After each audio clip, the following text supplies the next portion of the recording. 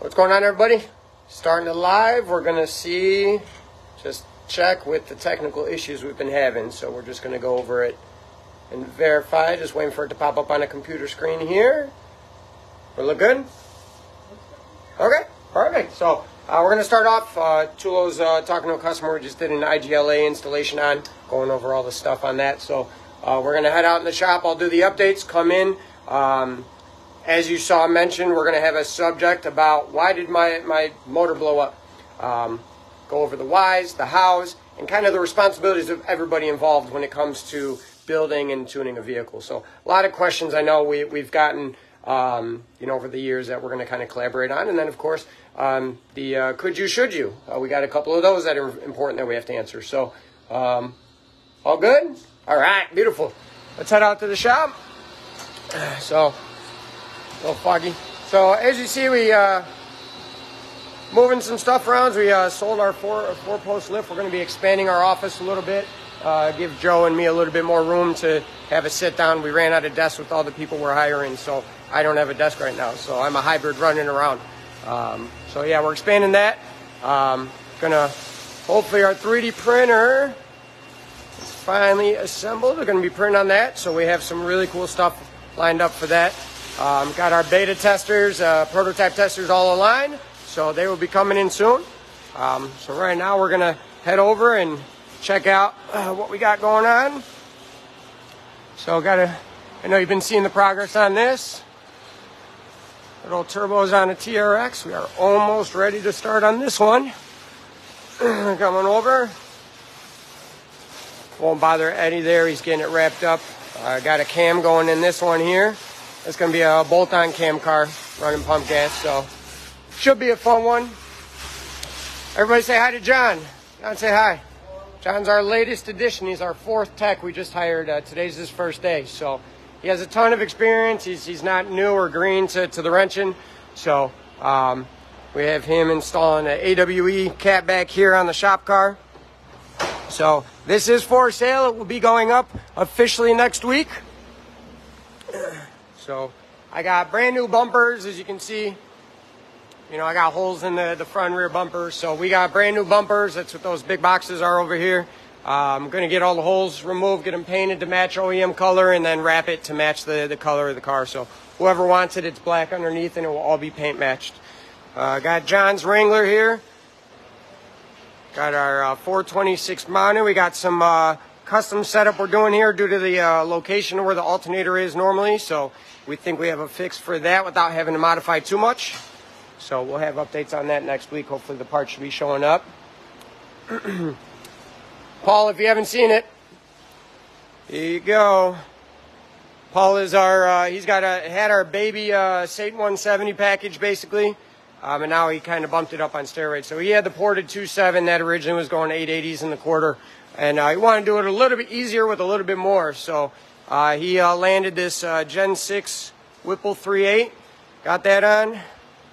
Got our 4 fuel system going in. Because he was running off a booster pump on the stock fuel pumps before. So taking some big boy steps and going to have, the foundation he needs if he ever decides to pulley down more. So we're going to start with the 375 upper and a 10 lower. Hey, look who it is. The Shadow Man. Yeah, look at that.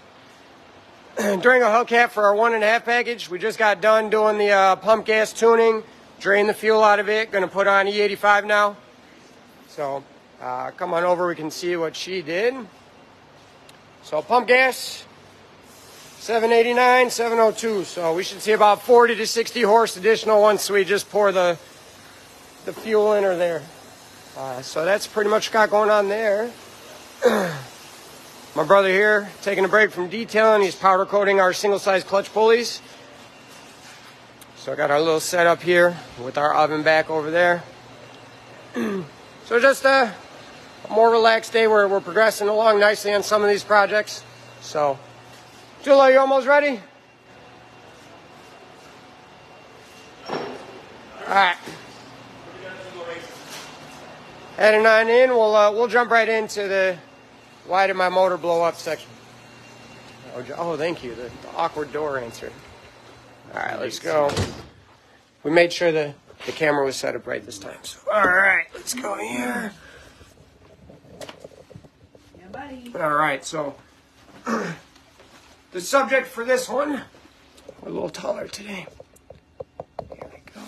All right, so we get asked all the time.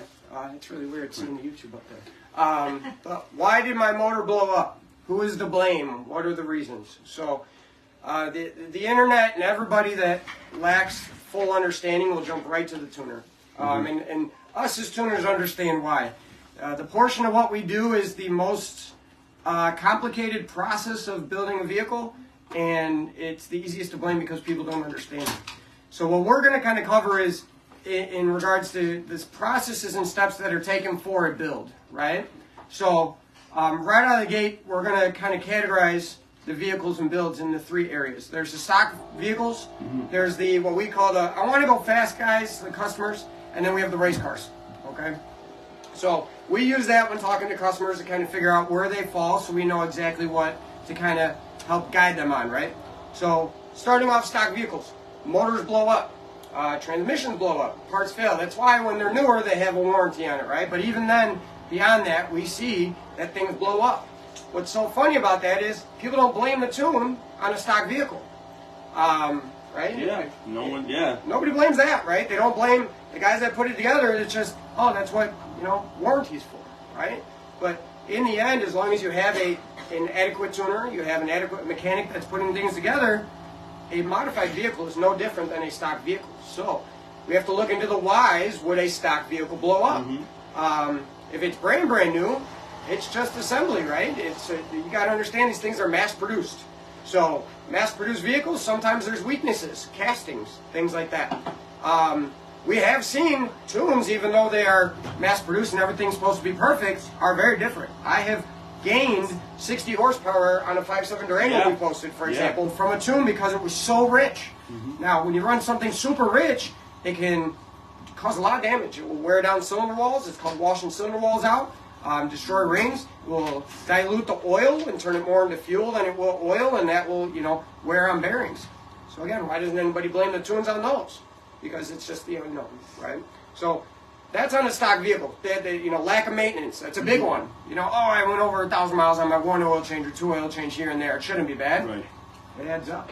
And it's just one of those things. There's a lot of moving parts involved. So maintain the vehicles. Understand what goes into them. So now we're going to jump into, all right, I modified my vehicle, and I didn't do anything crazy, so now it blew up. So we're going to talk about the 3 parties involved that have responsibilities which go into it. We're going to start with the mechanic.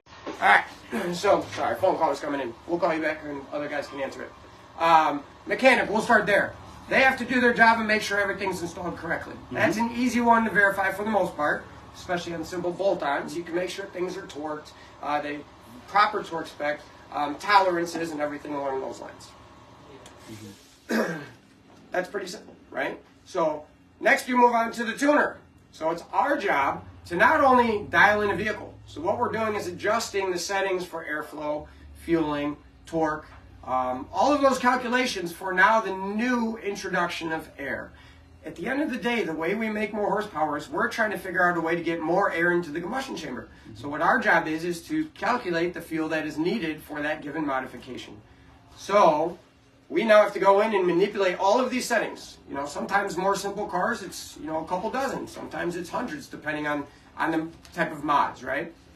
So that's our job. Now, this is where the disconnect comes into play is there are a lot of safety measures put into place from the factory. Okay, so we're going to talk about injector pulse width.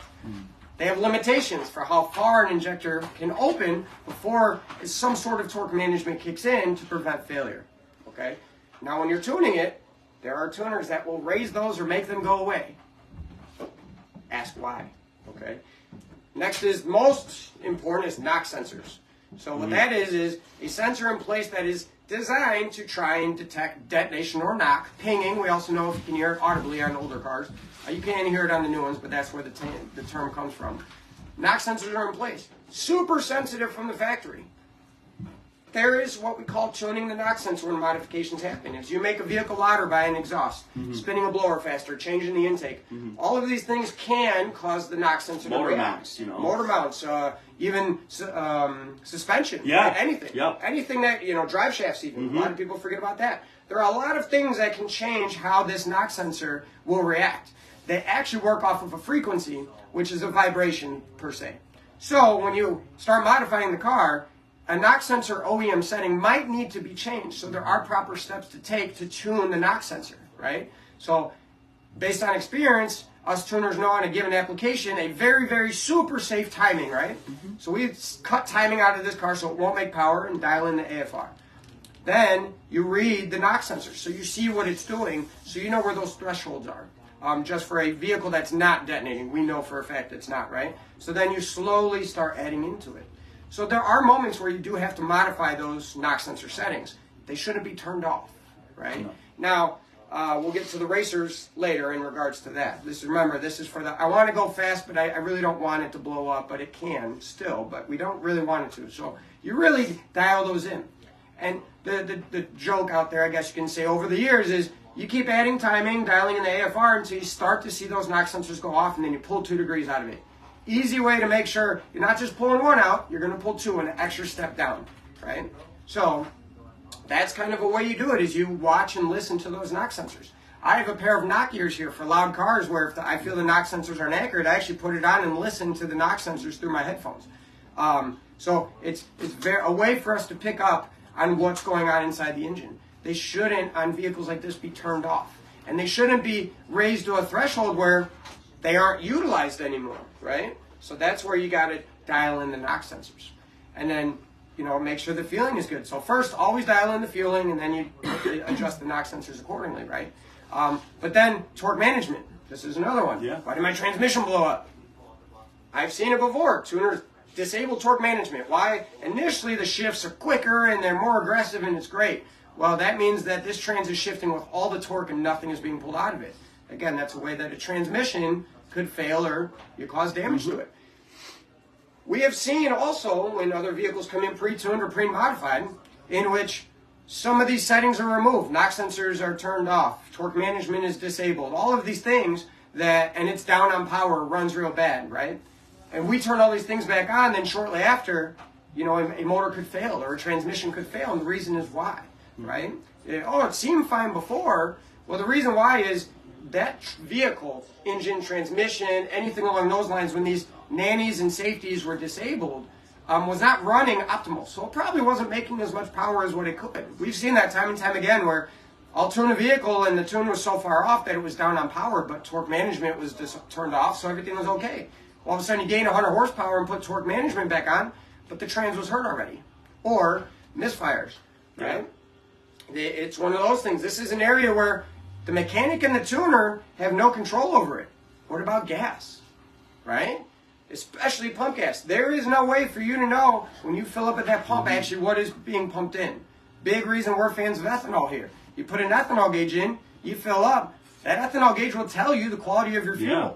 But you go up to that 93 pump, how do you know 93 is coming out of it?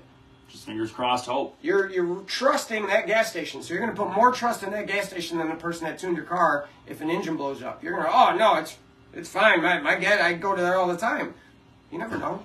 There's water contamination. They might have filled it with the wrong one. You're relying on that trucker that drove hours to go fill it up, that they plugged into the right hole and they filled it in the ground. You don't know what's at the bottom of those tanks. There's a lot of variables that go into play here, right? So this leads us into the third party involved with a modified car, the customer. Yep. Okay? And this is, everybody has a responsibility along the way. The mechanic's responsibility is to make sure I installed the parts correctly, torqued everything right, and everything's good. The tuner responsibility is to tune the car. Make sure the AFRs are correct, make sure timing's correct, make sure torque management's there, make sure all of those limiting factors, engine RPM limiters, mile an hour limiters, depending on the application, right? There's a lot that goes into that. Right? Now the third responsibility is the owner of the vehicle. As we said, a stock vehicle has blown up, right? So now you can't get mad when we do something to it to make more power. We'll use a Hellcat because they're cool numbers. 707 horsepower is what it was designed for. Every component in that car was designed for it. Now all of a sudden you add 150 horsepower. Okay, nothing on the vehicle was designed for it. Sure, we changed the injectors, right? But nothing else is there. So you're relying on that rod-piston combo to be designed for that. Okay. Now, even in that instance, as long as you have good tuning in place, we have these nannies, right, to help. So we use an example, knock sensors. There is no setting in tuning where if the knock sensor is going off that I can have the throttle closed, right? So you as a driver have to listen to it. Just because it's tuned doesn't mean it won't knock, right? The knock sensor will still pick it up, and it's still going to pull timing out of it. But as a tuner and as a mechanic, we cannot force the vehicle to pull any more power out of it when you're abusing it if the knock sensor is going off and pulling timing. Right. Okay? So this is where the responsibility of the driver comes in. Now it's a team effort, and education goes a long way. So the mechanic working on the car, tuner educating the mechanic, and so on and so forth. This is where the customer should learn as well. Maintenance is huge, right? You make sure your fluids are up to date, right? So those that have had modified cars running for years, how many times have you cleaned your injectors? Right? We do it all the time. I mean, after a couple of races, we have injector cleaners here. Big builds, we clean the injectors just to clean them, right? And we see what comes out of those injectors from the grime, the gunk, and that's with aftermarket fuel systems with filters in it, right? And that's the other thing. A lot of aftermarket fuel systems have fuel filters. Ask yourselves, how many times have you actually looked at your fuel filter? I know I have to look at mine. Right? I'm guilty of it. Yeah.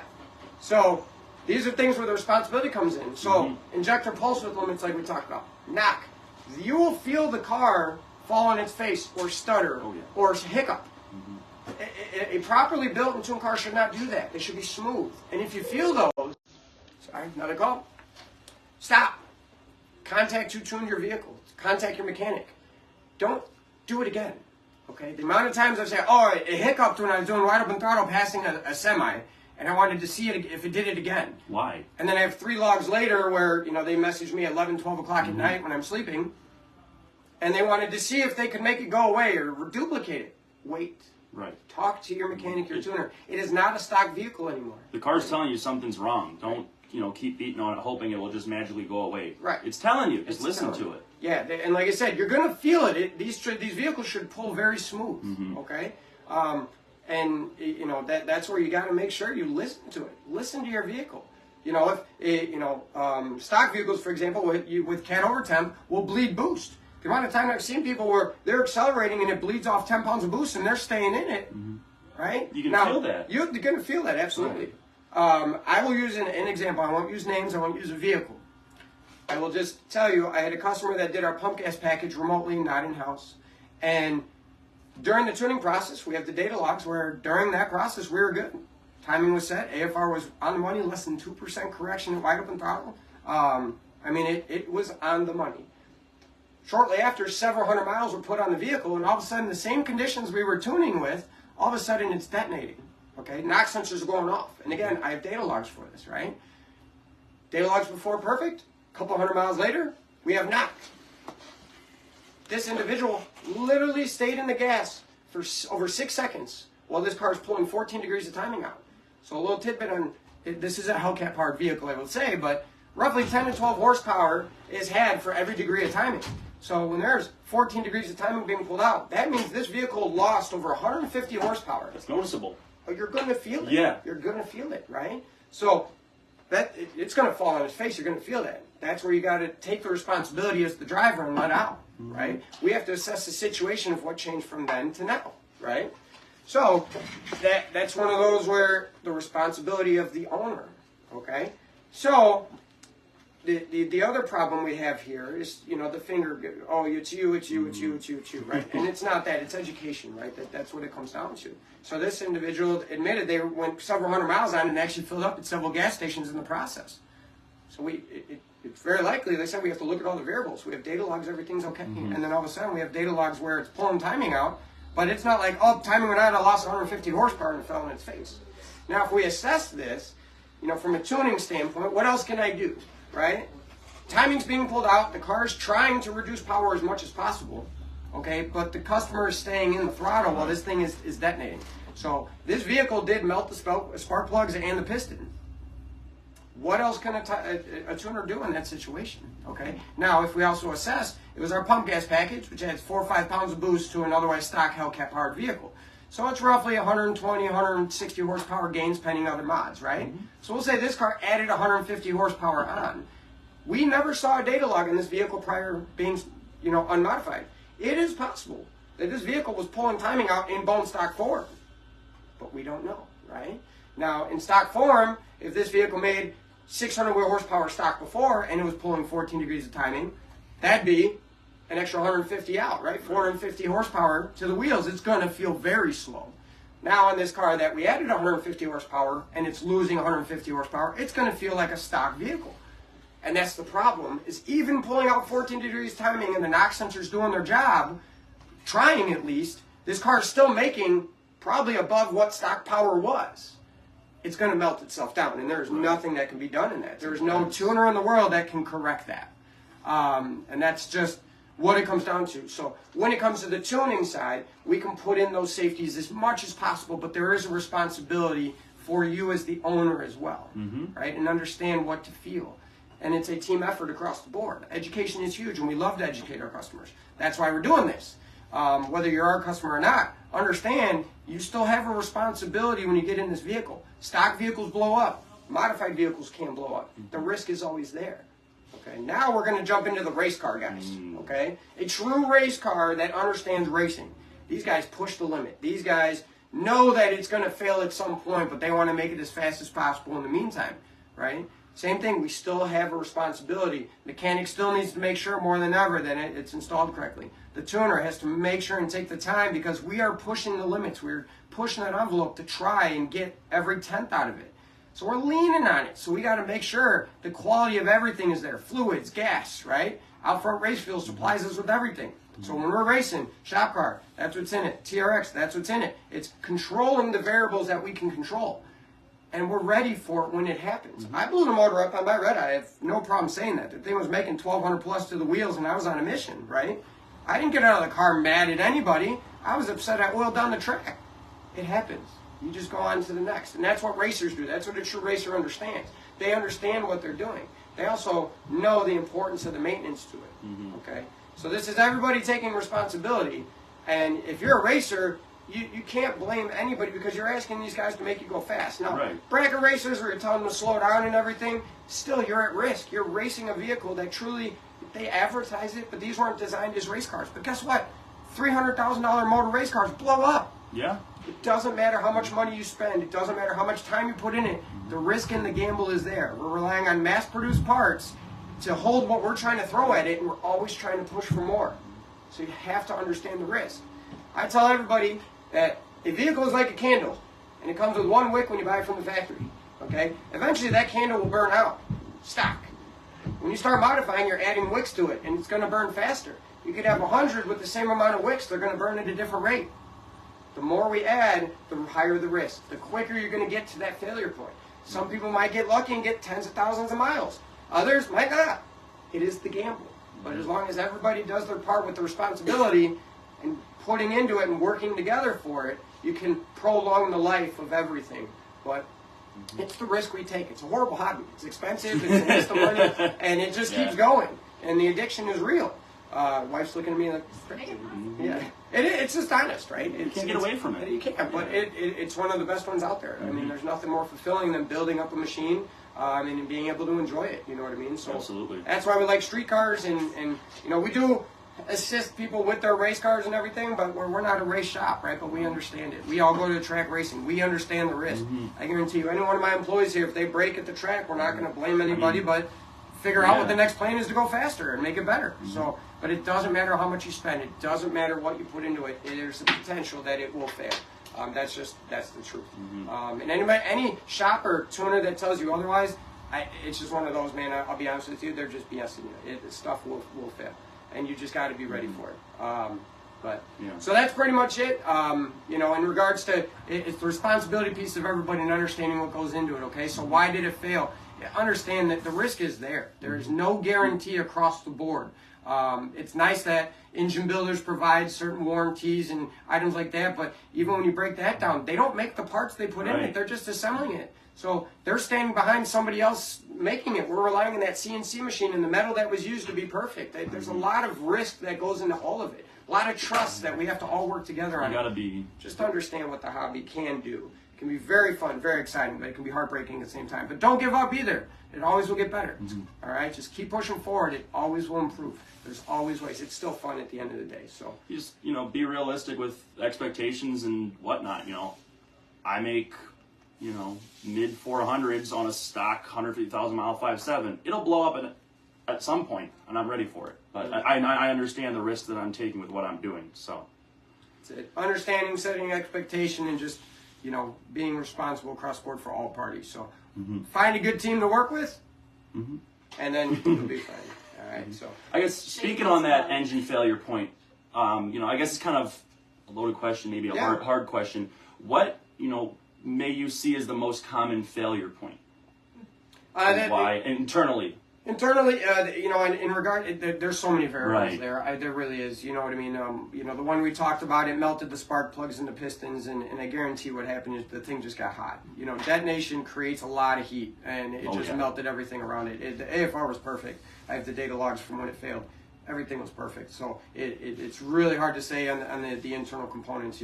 Obviously 392s, it's the ringland is going to be the most common failure we see, which is the piston. Hellcats, except if there is detonation, it's going to be same thing, stuff melting, so the pistons, but mainly with proper fueling and stuff, it's the rod that lets go on older ones. The newer ones are pretty stout at 18 and newers. But there's so many variables. Referring to 18 newer, what motor are we referring to? Yes, it's the VGE and it's in the Hellcats as well because they have ARP mains in them. Trackhawks, TRXs, anything 18 and newer Hellcat platform. They're a little bit stronger. So too many variables to list what it is. Obviously it's rods, pistons are the most common failure depending on the application. But question from last week. And this is a could you, should you from last week. Okay, so we're all right. You can keep throwing questions in if you want, but we're going to jump into the could you, should you, and wrap it up. So first, most important question. Could you, should you turbo a Chrysler Pacifica minivan? Yes. Yes, absolutely. Could you? Yes. Yes. Should you? Yes. Yes. Done. That's it. No other way around it. Nope. Just do it. If you have a Pacifica, do it. So, Melissa, you hear that? Listen. Yes. We're turboing the minivan. Hi, guys. So, that's great. Perfect. She's on board. It's happening. All right. Keep an eye out. Twin turbo minivan coming your way. I'll 2024. We're taking the record. We're thirsty for it. All right. So, yes. So that is very important. Could you? Yes. Should you? Absolutely. I don't see a negative in that in any way, shape, or form. Okay. So, next question. Should you put a hood scoop on a vehicle to feed the air intake for a turbo? Great question. Should you? Thank you, CJ. Should you? That was actually one for somebody that's doing a custom turbo kit on it. That is depending on your application now. When we break down the benefits of it, it does help feed in colder air, so it's not trapped into the the engine bay air. It also, depending on how you route it, could feed in rammed air. And when you have a turbo application with the turbo facing forward, it actually could increase spool time and boost, overall boost as well. So it is good for performance. The negatives of it is if it's a daily driver and you have a hood scoop, you can suck in water. So got to be strategic on how you place it. So could you? Absolutely. Should you? If it's a street car, I would advise not to. Race car, go for it. Application specific. Application specific. We've done some through the headlights where the turbos are set back further, so it helps prevent ingesting water for the daily drivers. But from a race application, free flowing air to a turbo is outstanding, especially if you can reduce the temperatures. So, good question. Yeah. Not really could you, should you, and I guess it's kind of more what you want to use it for. But billet 426 or 411? Oh, so so people understand where you get the displacement of the cubic inches. It's a combo of the stroke plus the bore. So you take the measurements of both, and then you find out the displacement for each cylinder, and then you add it together to get your overall one. So Generally, what happens with the 426 is you have to bore it out excessively, which makes your cylinder walls very thin, especially in between cylinders. It can be very, very thin. So the reason why like a billet bottom end for that with the crank and the rods is recommended, or I would say required, is because you can't have any type of extra fluctuation out of it, especially with high horsepower, because the cylinder walls are so thin. So we need it as durable as possible. So generally, you hear these 420s or 411s. Where you can, keep the bore a little bit smaller, giving you a thicker cylinder wall, which does increase a little bit of the durability. So application specific, I'm a fan of a little bit more cylinder wall for street car applications. So I'm a big fan of like the 420s. We did several 411s just to, I'd rather sacrifice 10 cubic inches to get me a little bit more cylinder wall. Absolutely. Now, race car, like my shop car, last one was a 426. The TRX is going to be a 426. I'm going all in, but it's a full billet bottom end, 625 studs. I mean, you're talking, and like I said, the main application for this is, it is streetable. We have a lot of 426s streetable. To me, it's a little bit added of a cost because I don't really think you need to rely on a billet crank, for example, if you're doing a 411 for 1,200-1,300 wheel, but it doesn't hurt. Where if you're doing a 426, I strongly recommend it. So obviously a ton of guys making stupid power with 426s, and not saying you can't, but we proved it with our shop car. It does cost a little bit more to keep the reliability higher as those cylinder walls get thinner. And the problem is you can't really sleeve the Hemis with a 426 like you would the other ones, because with other blocks per se, because of the spacing that's there. You have to drill them out so far, bore out the cylinder wall so far, it just makes the cylinder wall so thin, even though it's sleeved. Not recommended. So unless you go to aluminum block or a dark block or something like that. But good question. We got 392 questions on deck. This one kind of speaks to your heart. Could you pro charge a 392 on stock internals? Sure, absolutely. Understand the risk. So I put a Vortec blower on my stock 392 and beat the crap out of it. I mean, I had to test it, right? It was our poacher kit. So I beat the living snot out of that thing any chance I could. Put several thousand miles on it, and it was, we checked it, on a weekly basis. It was totally fine. So could you? Yes. Do we do it? Absolutely. We do it all the time. It's just one of those. It is a higher risk type of application. Keeping the boost down, 5-6 pounds is our friendly number. We know a lot of people like to push to 7-8, but know your risk, like we just talked about. Absolutely. That is the customer we say is, I want to go fast, but I don't necessarily want to blow it up. You can do it. You can make 600 to the wheels. I tune them on a weekly basis. But I always have that discussion with my customer about the expectation and the high risk it could be. So, but yeah, you absolutely can do it. Absolutely. Should you do a stroker kit on a 392 for boost? And if so, what kit would get our vote? Again, application specific. So, the 392 is already a decent stroke. I'm a fan of it because it's a very square type of stroke to bore. So 392 is a nice one. But again, if you go to like a 411, it stretches it out. If you go to a 426, same thing, and then you increase the bore even more. So yeah, you can. That was kind of going back to the original question about 411 versus 426. In regards to the kits we use, right now we mainly get our engines from HHP BES and AJ Hemi Tuner or RevPar at this moment. So they got the recipe for it. So I basically tell them the horsepower we want, and they set it up for us. So right now, I guess the big thing about that when stroking it is what's available. Anybody in the industry can tell you it's still very difficult to find what we need in regards to mainly those super high horsepower applications where a billet stroke crank is needed. So even when we order from our guys, they'll be like, all right, we have 3 options of cranks we're going to use that all will fit it. It's whichever one we can get first. So there is not a set stroker kit we use because we make sure it is necessary and specific to your build. So we don't build engines here. We rely on the guys that specialize in that. We'll bolt the things on them and put them in the cars, but we try to avoid building them here just because our specialty is the tuning and the assembly, and let the engine builders do what they need to do for us. So that's a question we send to them. Yeah, a couple more. Yeah. Turbo versus Pro Charger. I guess street car, race car. They're kind of the same thing, but they're kind of not.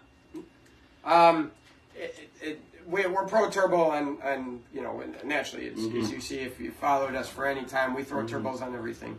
I was one of the first to compound boost a Hellcat because I'm crazy.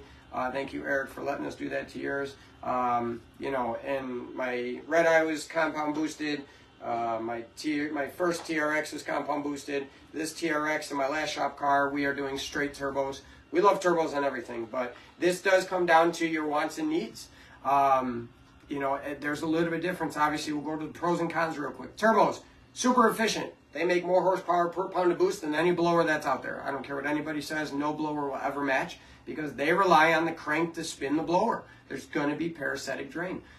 And the faster you spin a blower, the more parasitic drain there is. Also, the larger the blower, the more parasitic drain it is. So, always keep that in mind. Pro chargers, vortex, centrifugal blowers, they're a little bit smaller, so the parasitic drain is not as high. It's kind of a hybrid between a turbo and a supercharger, so we're fans of them. You can cool the air very well with, you know, air-to-air, air-to-water intercooler setups. They don't sit on top of the motor, so it's easier to cool them in general. Very good for street cars because of delivery, not a lot of low-end torque, so it makes it very easy to drive. You know, and on heavy vehicles, it's, you know, trucks or, you know, SUVs, it's nice to have that extra low grunt from a PD blower, right? All the torque right away to help those heavy pigs move. But like Bill's Vortec 10 rip setup we did, I love driving that car. It is a blast. I had my 1500 horsepower shop car. I prefer driving Bill's at the track because it full interior, thing makes 1300 wheel, but because of the boost ramp in, it is just a fun car. And the pull is just insane. It just does not stop. So it's, do you want all of it on the hit? Do you like to spin your tires? PD blower. You want easy to drive, you know, not as much low end torque? PD blower. If you want horsepower, and you like to turn it up and have the flexibility, turbos for the win. So absolutely. Combination, sure. I mean, I don't mind a compound boost with nitrous. Why not? But it is going to be application what you like out of your vehicle, what you're looking to improve out of your vehicle. I guess it's kind of case by case. Hellcat stock crank limits. Where do you kind of start getting nervous? Everybody it's will kind of different. Yeah, everybody will tell you a little different. You know, naturally, if a blower is involved, the limit is going to be a little bit lower because the cylinder pressure that's being exploded inside is going to be the same as a turbo setup, but you're going to make more boost or more power at the same boost level. So I'm comfortable making 1300, 1400. We made one almost 1500 to the wheels on a stock crank, understanding that's kind of pushing a little bit. So I'd say around 13 is where I'm comfortable, even on a turbo setup. Blowers, I'm not a fan of taking it there just because, again, you're relying on basically a cast forged, you know, crankshaft, and it's just, and the balancing stress, and you talk to a lot of engine builders, they would tell you the same. And mind you, when we say what they can take, that's where most will go. Do people take it further? Race car, right? Like we talked about earlier. I want to go fast versus race car. This is not something where it's like, hey, I want to make 1300 horsepower reliably on. Right. You need that race car mentality. Yeah. So I mean, if you want to say, hey, I'm going to go to the track, DA is great. I'm going to strip weight out of it. And I want to try to make 1450, 1500 for a pass or two. Go for it, but understand the risk. I'm not going to say it's reliable and you can do it time and time and time again. But 12, 13 all day long, I'm very comfortable with it. Want to do one more? Yeah, let's do one more, and then we'll save the rest for next week. Gotcha. 392 blower. I guess any blower car. Header, recommendation, sizes, brands. So whenever you get to a blower application, you do want to free up the exhaust. So boost is a measurement of restriction after the power adder or what creates the boost, right? So when you have a stock mid-pipe, stock manifold car and you throw a blower on it, the boost is based on the pressure between the rotors or the turbine, depending if it's a centrifugal blower, and where it's exiting. So if you put a free-flowing exhaust on it, like a 2-inch primary header, boost is going to drop. Normally what we see when you do that from a stock setup to a 2-inch primary, for example, you don't necessarily lose power. You're going to lose boost, and power might stay the same. You might gain some, but it can stay the same. But what we're doing is relieving the stress. So remember, that's a measurement of restriction, or how hard those cylinders are going to have to work to make that boost. So by throwing in a set of 2-inch primaries, you're freeing that up, and then it allows you to increase the boost to get back to where you were, and that's where you see the gain. So on Hellcat applications where E85 is not available, 15, 16 pounds is the target, right? Well, I don't have corn and I want more power. How? Well, if you put one of our Satan Staff camshaft in it and a set of 2-inch headers, all of a sudden we can pull it down more aggressively. spin the supercharger faster, but still only see that 15, 16 Right, so pounds it's and safe. make more power. So 2-inch headers, absolutely. I don't see a negative when there's a supercharger in place, because the less restriction there, the better. I had a great conversation with a good customer about the catback portion, about how big you need to make it. And you know, always the theory is bigger, better. There is a point where I think too big, it's not necessary, or what type of power you're going to need bigger. So, you know, realistically, 98% of us out there, 2-inch primaries, 3-inch collector, all the way back, it's more enough than for 98% of us. You need anything more, dump the exhaust and then weld in something more. But like you said, race car, right? You're starting to get into a realm where it's very different. So 2-inch is fine. What about NA? Huh? What about NA? Is 2-inch bigger better? 2-inch, yeah. So good. Going back to NA or non-boosted, you don't want too big. The scavenging effect is reduced if you have too much air basically there. And it comes down to on an NA setup, even boosted, we're trying to utilize velocity, how fast we can force air into a combustion chamber, and how fast we can have it exit to use the centrifugal, you know, that force at the same time. So when you put too large of a primary on there, it slows all of that down. Same thing we talked about a few weeks ago. Ported intake manifold, ported throttle body. You might be slowing the velocity down too much. So although there's no restriction, it's not easy for it to move, right? So it is very tight. So normally on NA setups, unless you're a big cubed, stroked, you know, 454, excuse me, you're good with 1 7/8 inches is what we try to keep. So now you can run 1 7/8 inch, you know, headers on a boosted application. So don't get us wrong, right? It's still going to be more beneficial over that of a stock setup. But you know, 800-900 horsepower, that's still more than enough. What you're talking when you get to the 4 digits is when the benefit really starts to kick in. So no negatives to doing so. Could you, should you? Could you do, you know, 2-inch on a boosted application? Sure. Should you? Not required if you're not going for stupid horsepower, right? Does it hurt? No, there's no negatives when you're boosted. But is it necessary? Base it off your power goals. So we have a couple here that we're putting their boosted applications, but they're sitting 700-800 horsepower. 1 7/8 inch is plenty. You know, I wouldn't see a difference of power if I went to a 2-inch, but like I said, it allows them to turn up in the future if they want for a 2-inch, but not necessary. So good question. So keep them coming through. I see activity there. We'll take note. We'll have CJ pop in next week with any that we might have missed from last week and bring them over. And remember, turbo those minivans, absolutely. Yes, stay tuned. I got permission, right? It's I think happening. that's what it means, There's right? a group of us. You have so- turbos upstairs. Perfect, I do. Yeah. You're right. I have a, Yeah. I do. Come on. Yeah, we All right, do. guys. Thank you for checking in again. We'll see you next week. Take care.